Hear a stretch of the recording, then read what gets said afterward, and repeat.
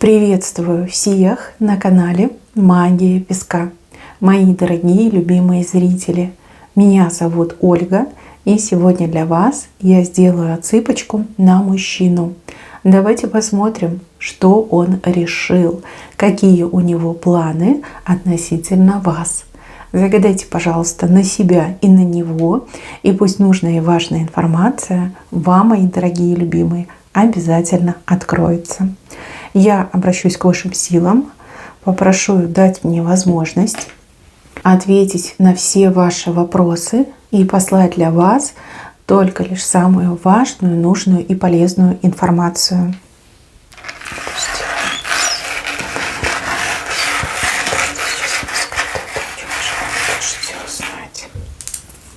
Домик.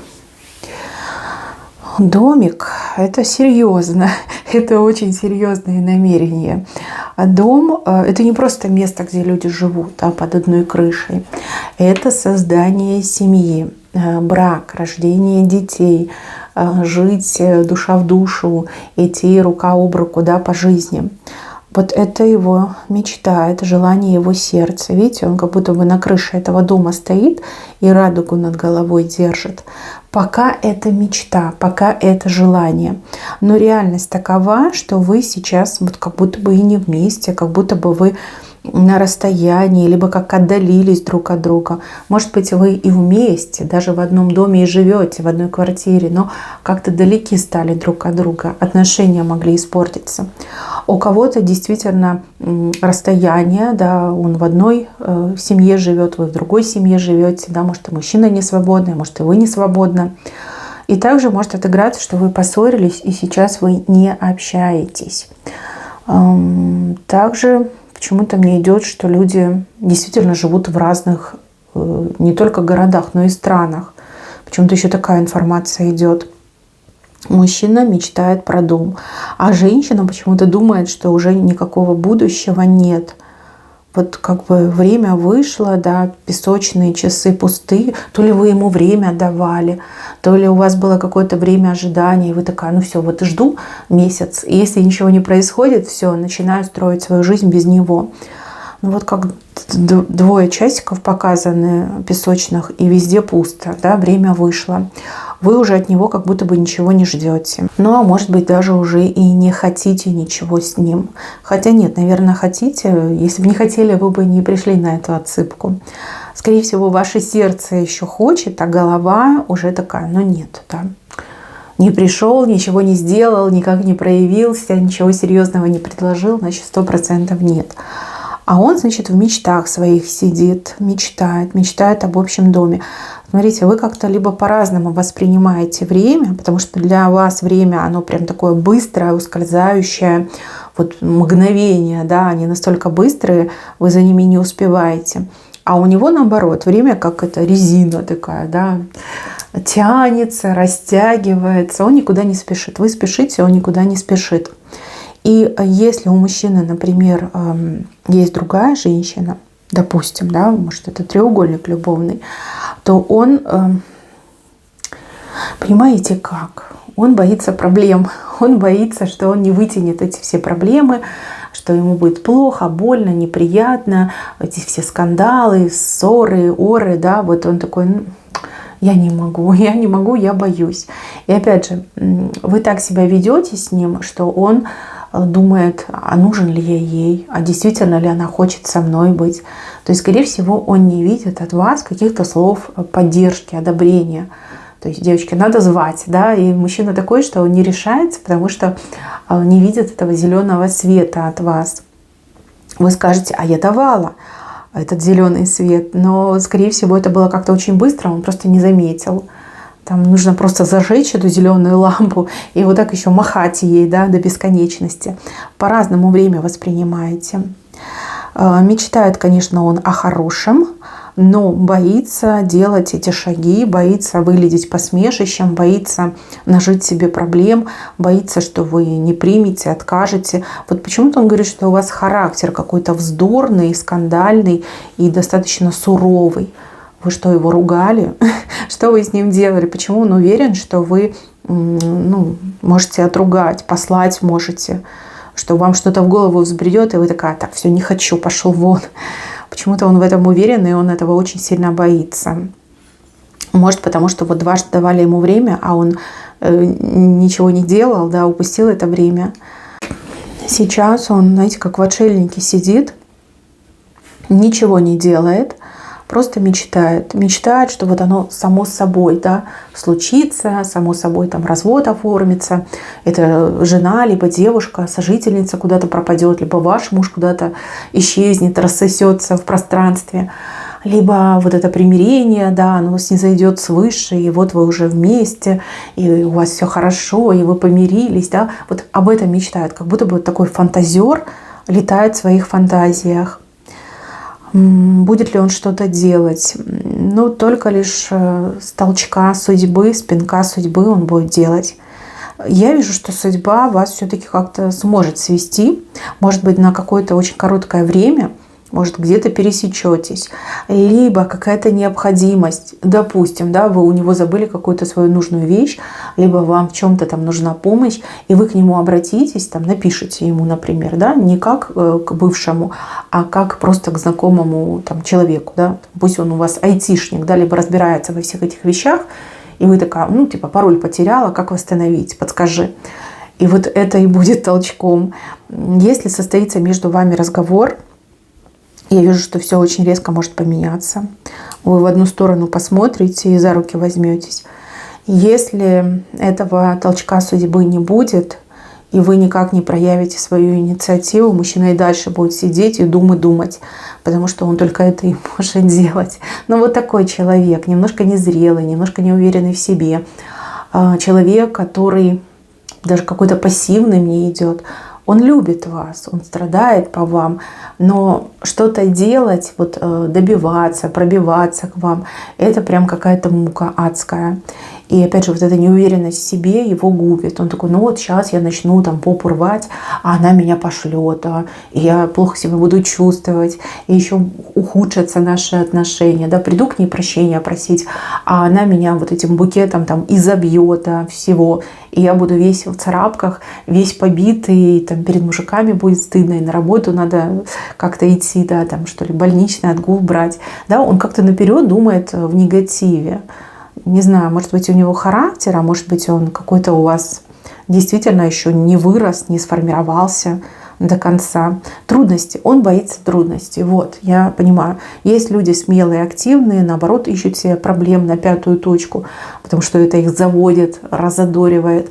А ваш, наоборот, он очень боится трудностей, и поэтому он предпочитает просто мечтать. Так, что решил? Да ничего не решил.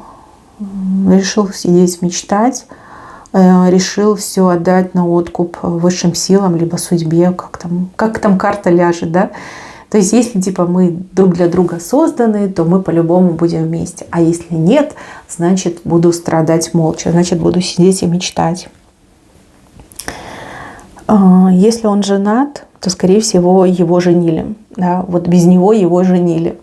Тут и девушка могла там инициативу проявить, и родители могли его просто вот спихнуть со своих плеч. Ну, явно там не по любви было. И он такой, знаете, вот как в жертвенной позиции, такой, ну, меня же заставили, да, но я же не хотел. Возможно, он вам это рассказывал, и вы, наверное, не поверили. Ну, как бы ненормально, да, что взрослого мужика заставляют жениться, либо, ну, женят его просто вот как этого телка на веревочке. Ну да, такое могло быть. Если вы не свободны, он не боится вашего мужа. Он боится того, что вы любите своего мужа, что вы, ну, допустим, да, ему можете говорить одно, а, например, ну, с мужем обсуждать другое. То есть он, знаете, как отталкивается, что если вы до сих пор не развелись, значит, у вас с мужем любовь, а он вам нужен был, там, не знаю, для интима, да, для развлечений, как отдушина вам был, да, тоже об этом думает. Мужа не боится, вас боится, либо того, что вы мужа до сих пор любите. Если между вами ссора, ну, опять же, характер, ваш характер, он такой, она меня не простит, она меня не примет, еще хуже будет. Если расстояние, может быть, есть какие-то барьеры, есть какие-то преграды на то, чтобы там приехать, либо вас к себе позвать, и он просто ничего не хочет делать. Либо он в депрессии, вот почему-то мне еще про депрессию пришло, да, такой, знаете, разочарованный в жизни. Либо он действительно такой по натуре человек. Вот его всегда нужно там подталкивать, мотивировать, ставить перед ним цели, да, вот тебе цель, вот тебе решение, бери и делай, да, вот так он может делать. Это не значит, что он плохой человек, это значит, что человек просто в таком оказался в жизненном состоянии. У всех, наверное, такое бывает, у кого-то это быстро проходит, у кого-то долго длится, а кто-то вообще по жизни с таким живет. Ну, какой есть, такой есть. Вы же его за что-то полюбили, чем-то же он вам приглянулся, значит, есть у него и сильные характеристики, сильные черты характера. Но что-то есть, да. Знаете, что меня в этой отсыпке смущает? То, что вы действительно от него закрылись. Может быть, из-за этого у него депрессия.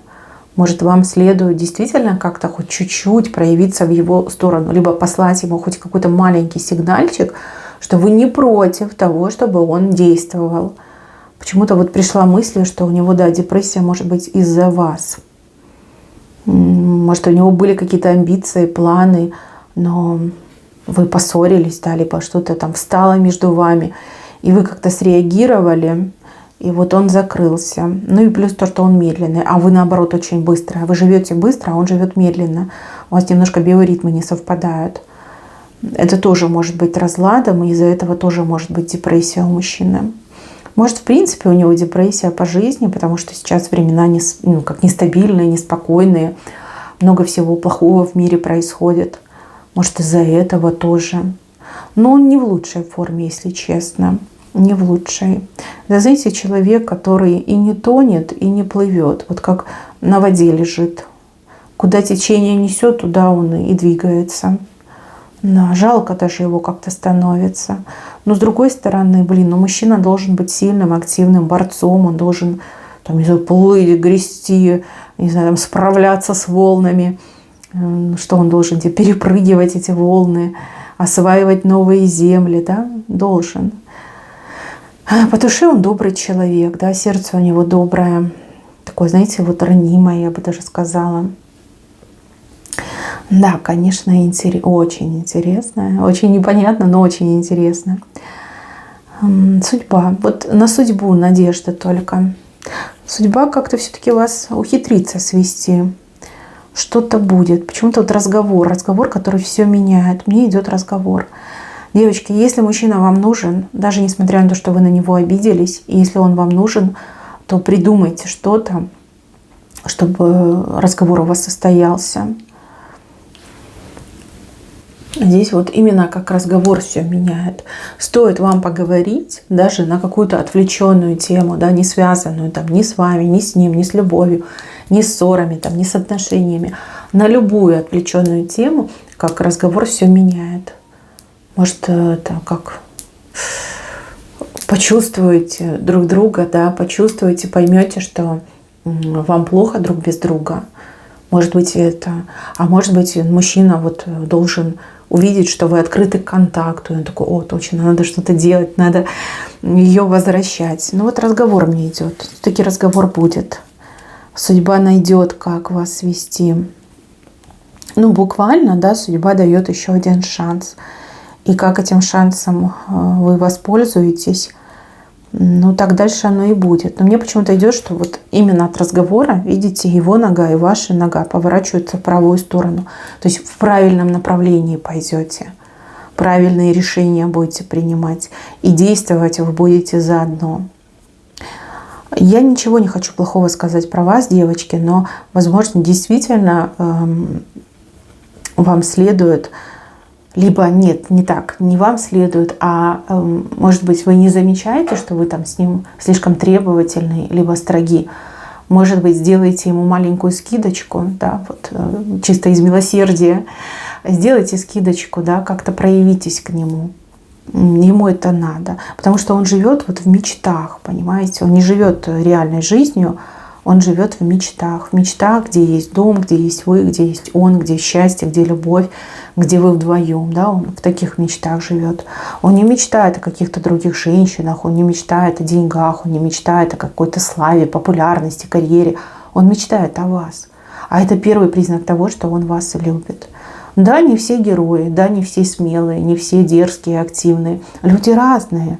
Ну, у него это его прелесть, да. Зато сердце доброе, да, зато человек, он такой вот открытый.